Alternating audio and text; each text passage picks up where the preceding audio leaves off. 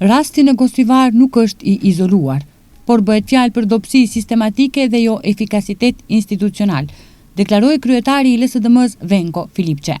Në konferencën e sotme për media, ai tha se ka informacione se edhe në vendet të tjera të vendit ka probleme me cilësinë e ujit, ndërsa institucionet nuk po reagojnë. Duke u referuar një raporti të siguruar nga informator, Filipçe deklaroi se uji në spitalin e specializuar për sëmundje të mushkrive dhe tuberkulozë në Leshk ka rezultuar i ndotur. Никой не реагирал. Никой не реагирал.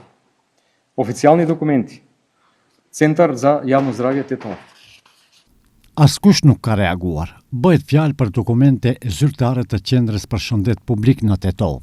Mostra e marrë nga çezma e spitalit në Leshk, ku trajtojnë pacientët, ka treguar 51 baktere koliforme në 100 ml ujë. Në raport thuhet se uji nuk i plotëson standardet e cilësisë për ujë të pishëm. A e dinë këta njerëz se çfarë po bëjnë? Çfarë lloj menaxhimi institucioneve është ky? A është qëllimi të rrezikohet shëndeti i gjithë qytetarëve në vend? Lideri social-demokrat bëri thirrje që analizat dhe kontrollet të kryhen menjëherë, ndërsa kërkoi dorëheqje dhe përgjegjësi penale për drejtuesit e Ministrisë së Shëndetësisë, Institutit të Shëndetit Publik, Agjencisë së Ushqimit dhe Veterinarisë, si dhe prokurorisë, duke i akuzuar se kanë vënë në rrezik shëndetin e qytetarëve.